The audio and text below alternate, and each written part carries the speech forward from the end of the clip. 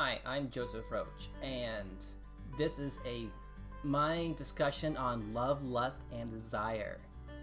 I'm someone who grew up in the church, and when I was 26, I realized everything I was taught in the church was completely upside down wrong.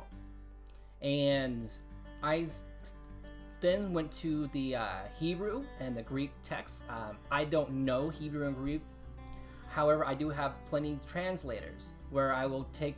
I've one that's really good where it takes you put the verse in, you look at the verse, and it translates each word individually without changing the sentence structure. It doesn't fix the sentence for you. It just has each word translated individually. So there's no biases. No one can redo the sentence to make sure it sounds right. So when I started doing that, when I went through the entire Bible in the Hebrew and in the Greek, I found that the Bibles that we use today are completely distorted.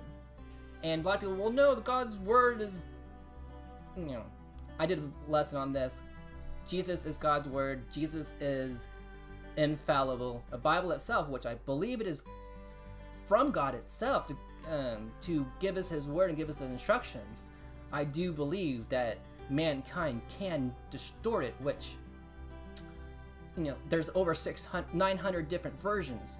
If one version wasn't perfect, why is there 900 versions? Why did King James in 1611 have to fix the Bible? If you go down back to that time period, he was trying to fix everything.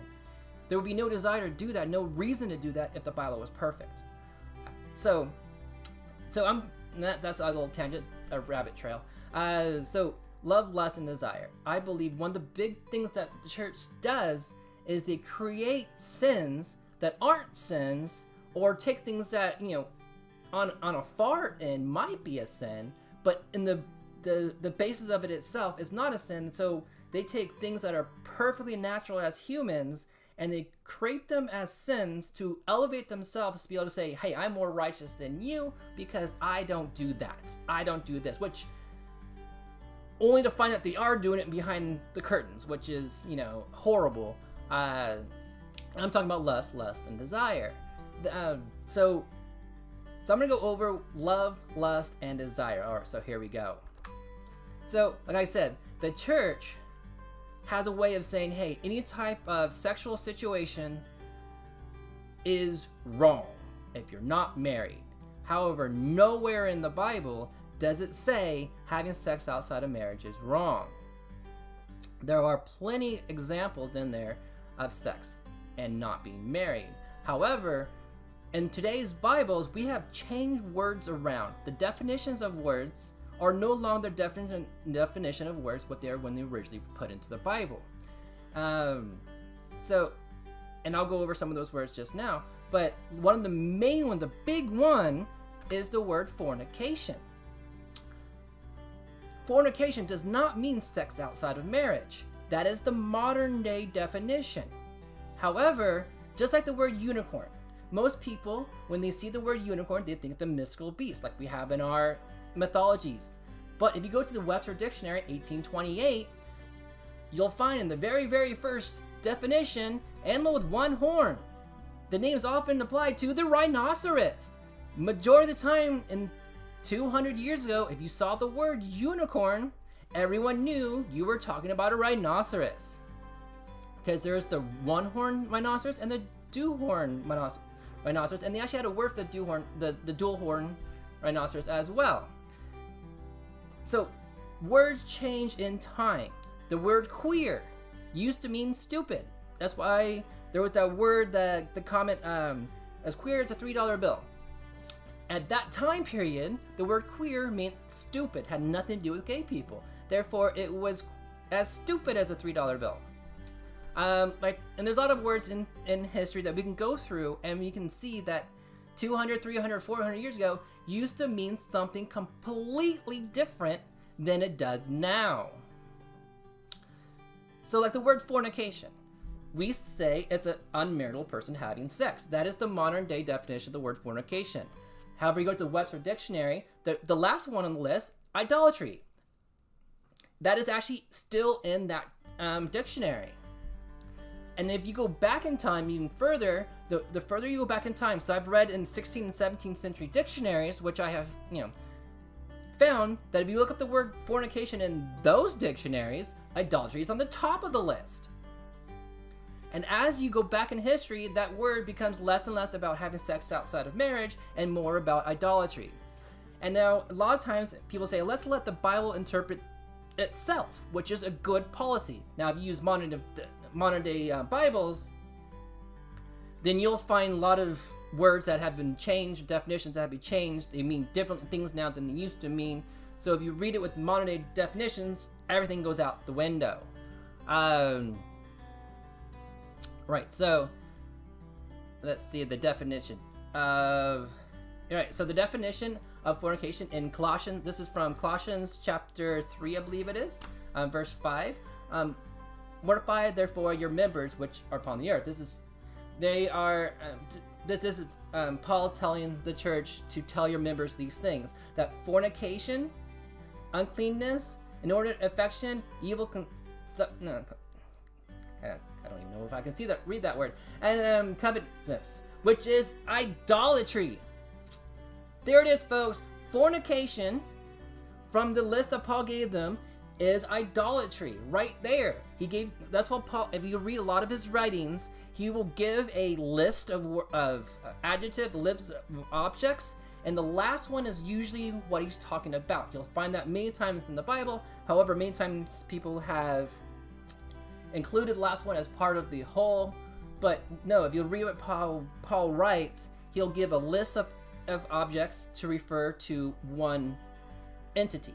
In this situation, all these things that he's mentioned here are all forms of idolatry. So fornication is idolatry. If you take all modern day versions of the Bible, that's why I will never use a modern day Bible, because I think they're all garbage. Throw them away. Any Bible that uses the word sexual immorality, throw that Bible out. Because every time you see the word sexual immorality, if you go back, it always goes back to fornication. And fornication always means idolatry. If you read those books in context, it is always referring to an idol worship situation every single time.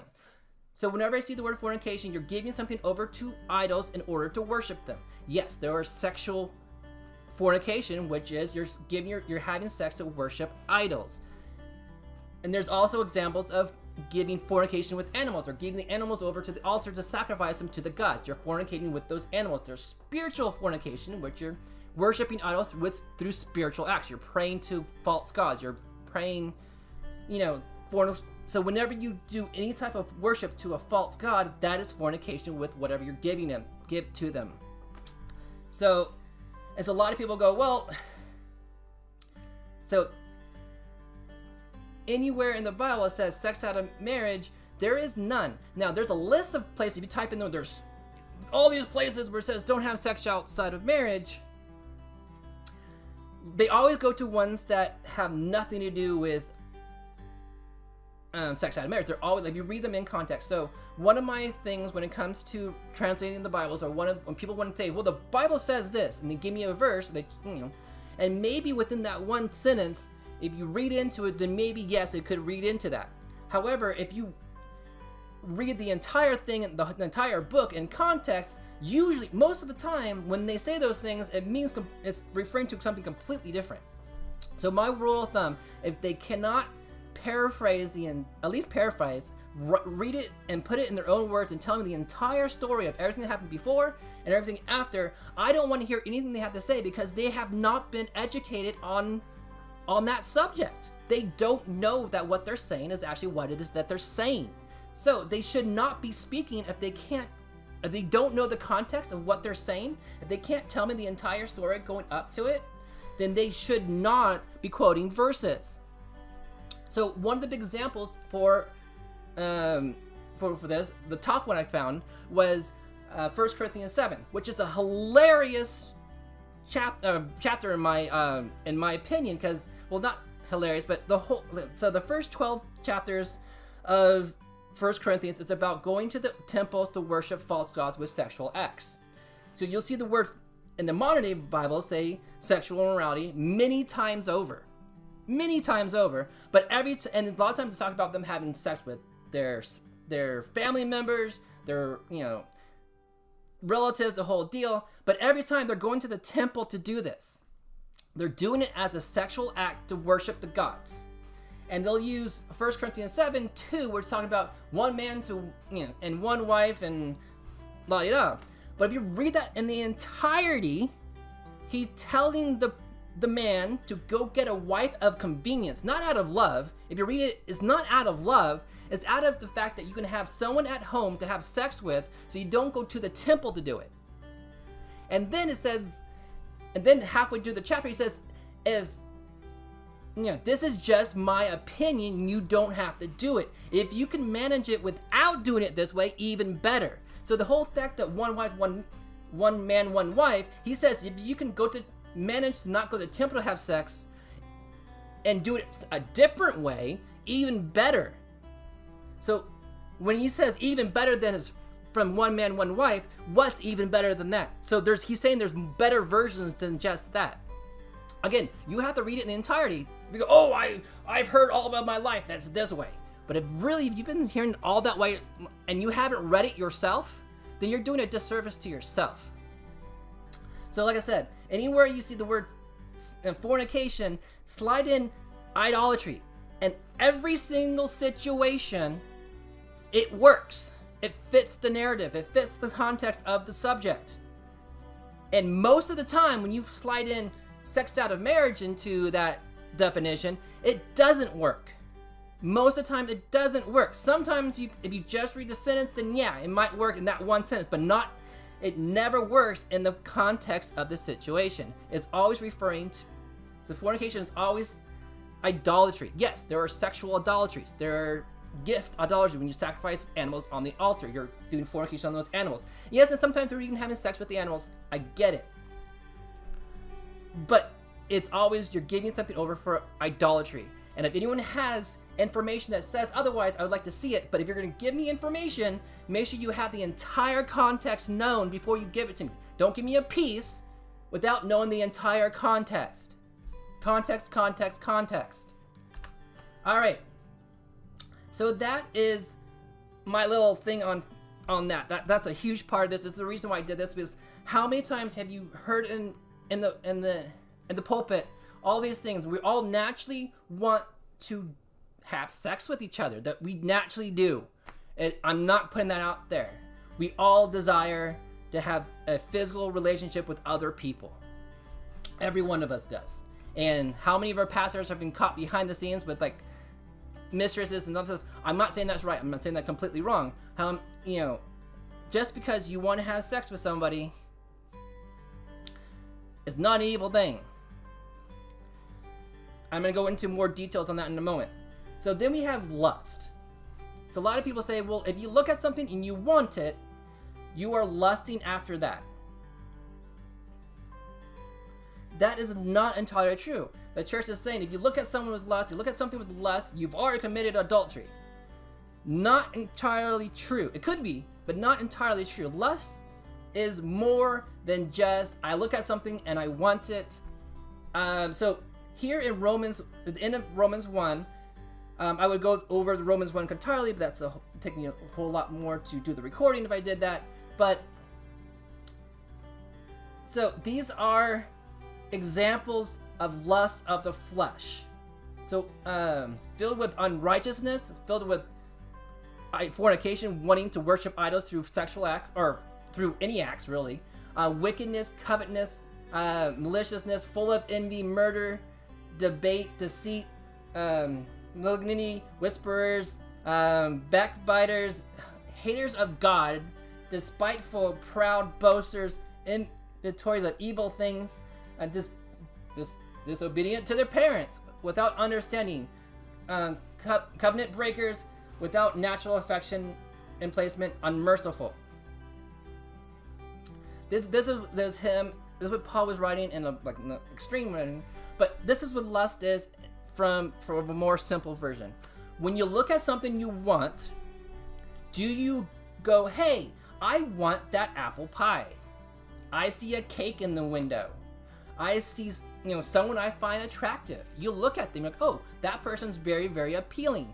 So what is the next step in your brain? Is it, wow, I'm going to work hard to be someone that someone else might want. I'm going to work hard, get some money to buy that cupcake. I'm going to go about getting those things in a manner that is honorable. Or am I going to go about and get those things through a manner that's unhonorable? Am I going to murder someone in order to get that? Do you see someone with someone that's attractive and you covet that, you are envious the fact that that person has someone and you don't? Do you think about, oh, if I had superpowers, I would use that powers to crush the other person, use mind control to make that person love you, or fictitiously love you? Does your brain go to, I'm going to do evil in order to obtain those things? That is lust of the flesh. When you see somebody and you go, like King David did, he saw someone and saw his wife, and the wife was beautiful, and so what did he do? He put the other guy in the front line so he can have him murdered so he can take his wife. That is lust of the flesh. When you're willing to do harm, evil to other persons in order to attain it. So if you look at someone else's wife or husband and you desire those things and go, I'm going to better my life so I can be right for someone else to happen. Or am I going to try to deceive, rob, and murder so I can get that person? Or, that's the difference here. So here's desire, like I said, the cake. If you desire the cake, cool. Go work out at the gym, earn the fact that you can eat the cake because you've burned off the calorie and you reward yourself for the cake. Or you have a special which situation, or you just love cake and you want a piece of cake. Fine, go buy yourself a piece of cake and enjoy it. But if you're going to try to distract the customer worker behind the counter and steal it when he's not looking, that's lust of the flesh. You're willing to steal in order to take it. Same thing has to do with relationships and desires. If we see someone that we want to have a relationship, then do the honorable thing. Go ask that person out for a date. Go ask for that person. And if you both desire to have a sexual situation with each other, then by all means, go for it. Enjoy. But make sure it's done where it's mutual. Both people are consenting. That person wants to be there and not. So if the person wants to be there and you are going, that person's doing it because he's lonely. He doesn't really want to be with you, but he's doing it because he's lonely. Don't do it, because then that would be dishonorable to that person. That would, definitely would be a sin. Because at the end of the day, it's all has to do with love. And you throw that word around very easily. Well, people say, I love you, and they don't mean it. They're doing it because they want whatever they're going to get by saying the word love. But if you truly love the other person, you're not going to watch porn. Because why? Because you respect the people on the other side, and you don't know why they're doing the videos. Many times over, people who do the porn movies or whatnot, they're lonely, they're miserable, they feel less about themselves, or whatever situation they're in, and maybe they just need the money and they don't want to be there, but they're doing it. You don't know why that person's there, and you shouldn't be using them for your own profit, your own benefit. That's using them. That's not love. Like for me, now this is just a personal thing, but I don't want to have sex outside of marriage. I really don't. I'm gay, which I understand. I'm making a video actually later today about how the gay community and how it's so sex prevalent, and I think it's terrible. Because it's not just about having, it's not the hookup scene is disgusting. You're not going out with somebody, you like that person, you want to have a physical situation with the person, not because you care about the person, because it's only out of selfish gratification. That is always terrible, every time. Yeah, but I'm going to digress on this one. But if you truly, get to know someone, take them out on a date, and if you ask someone out on a date, this is the pet peeve. If you ask someone out on a date, you pay for it. Don't be stingy. If you ask them out on a date, you pay for it. And if you only can afford Taco Bell, Take them to Taco Bell. All right. Okay. Next scene. All right. So, at the end of the day, if we do everything out of love, then all of our deceit, all of our sins, everything would be. We wouldn't have to have most of the laws we have in our books. Now, no, there are people in this world who their purpose in life is to destroy God and all things that God has. So, no matter how good everyone is, there's always going to be the people who want to destroy everything. But, for the most of us, for those who do not want to have the world fall apart, if we follow the 10 Commandments, and if you add in love, and not add in, but if you do it, everything in these, if you follow these out of love. So if you love the Lord your God with all your heart, your soul, all your mind, if you put Him first, then, and you love God, then you will not worship other gods. Same thing with the second commandment, not to have any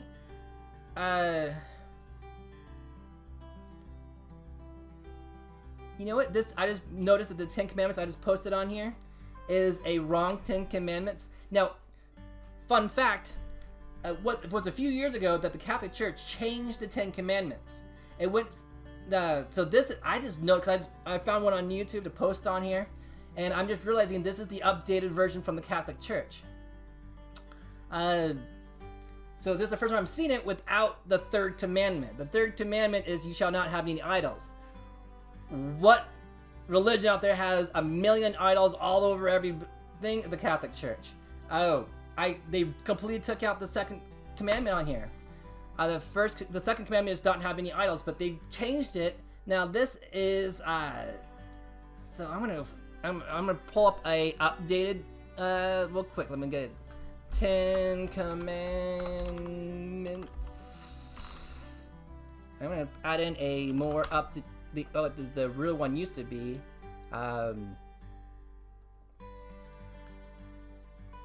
There it is. Save. Pull it in here real fast.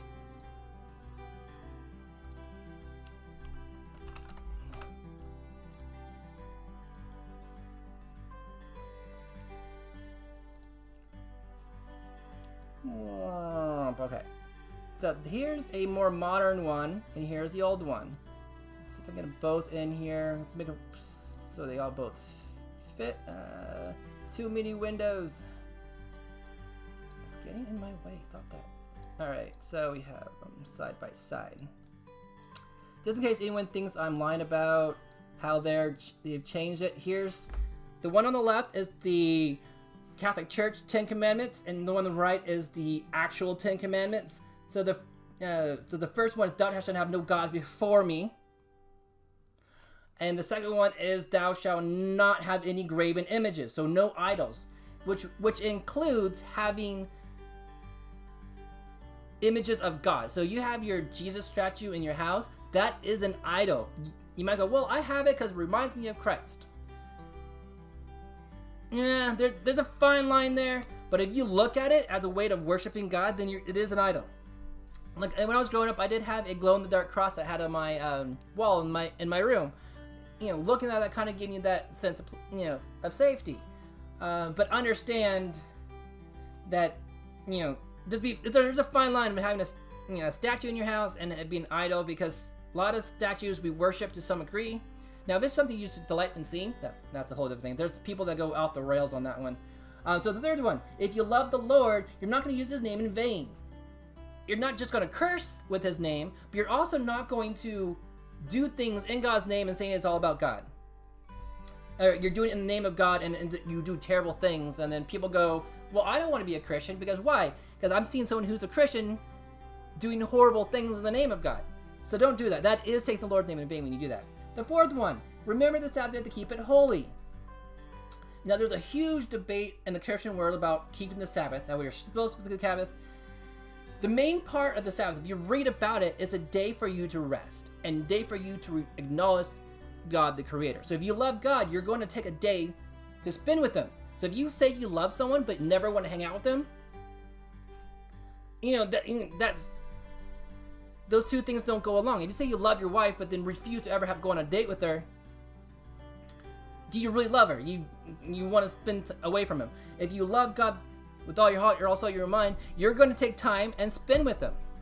You're going to have a day for doing that. A day for just resting, not, if you're reading the Bible and the Pharisees, they would take it to an extreme where you couldn't do so many things, and they took it to a huge measure. But yeah, that's the whole thing. So, if you love people, so the first 4 are about loving God. The last 6 are actually loving other people. If you love your parents, you love other people, then you're going to honor your father and your mother. If you love your parents, you're not going to do things that's going to dishonor them. You're not going to do things that they're going to hate. Now, I get it. Sometimes you have to go outside your parents' reign to go forward, but you don't do it in a way that's dishonorable. Thou shalt not kill, which is more thou shalt not murder. Sometimes, someone's attacking you, you might have to, but this is more thou shalt not murder. If you love someone, you're not going to murder them. You're not going to kill them either. Thou shalt not commit adultery. Now, the Bible does talk about a lot of committing adultery. Yes, sex in the Bible is, not, it doesn't say outside of marriage, but it does talk a lot about if the person's married, then absolutely not. Not to defile the marital bed, not to commit adultery is huge. If someone's married and committed to another person or persons, because a lot of the heroes in the Bible had multiple wives, if it's not someone who's committed to each other, you should not be going outside that commission, because you're breaking trust, you're breaking love, you're destroying each other when you do that. The 10 Commandments are for a reason. When you break these things, you're not just defiling God or doing a sin against God, you're destroying other people's lives. And that's why, a huge part why these are the 10 Commandments. If you commit adultery with someone, you're destroying that person. That's the person who's being left out is the person you're destroying. Thou shalt not steal. Again, if you love someone, you're not going to steal from them. If you love them, you're not going to lie to them. And if you love them, you're not going to covet their stuff. And covet is not just desiring. Again, if your friend has a new car and go, wow, I want a new car too, that's awesome. Now, when you start going, this is where the lust of the flesh comes in. If you now see and start grumbling, like, why does he have it? He doesn't deserve it. I should have it. And then you start thinking about, I'm going to steal it when he's not looking, or I'm going to harm him in XYZ way because I don't think he deserves it, or I deserve it more, or, again, if you do everything you do out of love, then we will not be committing lusts of the flesh. If you do things out of love, everyone, we wouldn't have all these murders and stealers, and all these things would not take place if we did things out of love. We would not have the sexual situations in our cultures if everything we did was out of love.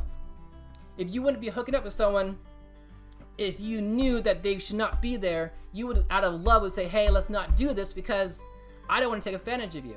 You're not in the right mind to do this. It is not a mutual situation. Then you should not be doing that, because if you do, then yes, I completely say in that situation it would be a sin, because you're doing it an act out of your own selfish desire and not out of caring for the other person.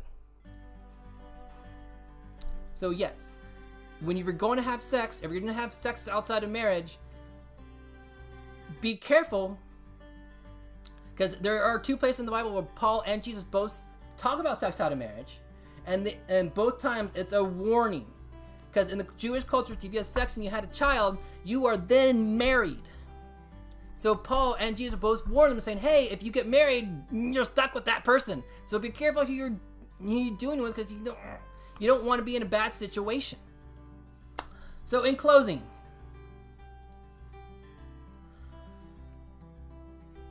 love everyone. It's okay to desire things, but it's not okay to do harm, to want to do harm to accomplish getting those things. That is never, ever, ever, ever, ever okay. It's a sin when you do it.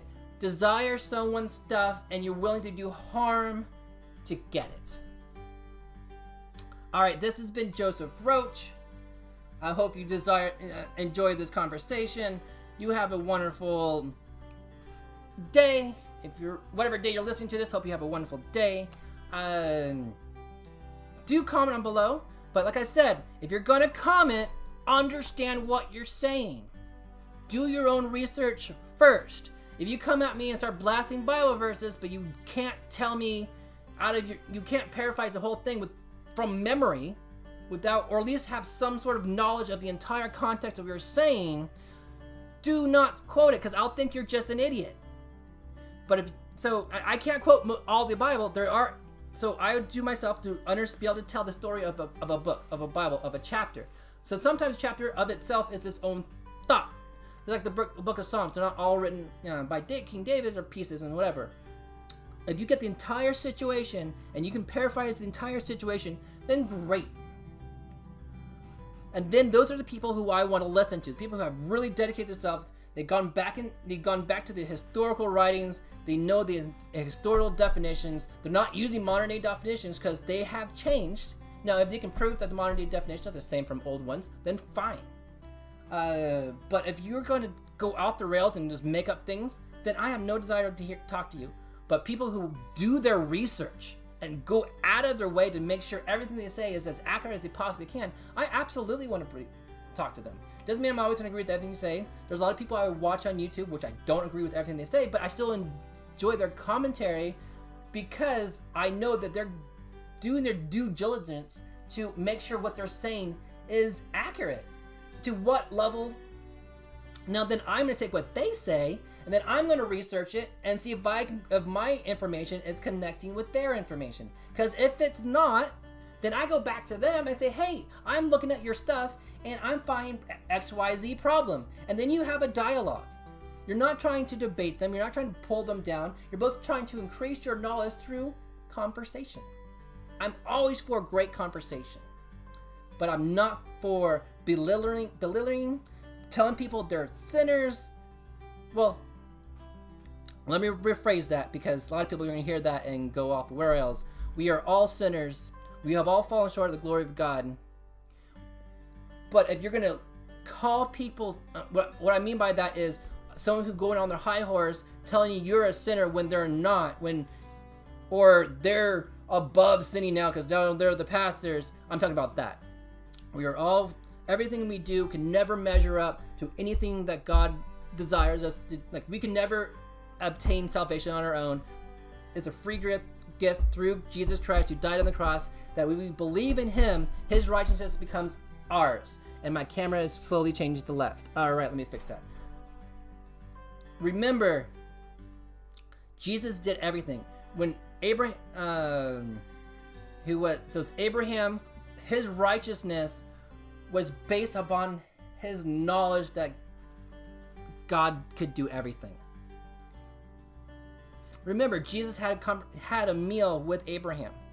Jesus and Abraham had in-person to person conversations. There's many times where Jesus actually shows up in the Old Testament and goes and is part of the story. A lot of the modern day Bibles change a little bit. But yeah, that's a story for another day. Again, so that was my last comment. You guys have a great rest of your day. God bless you.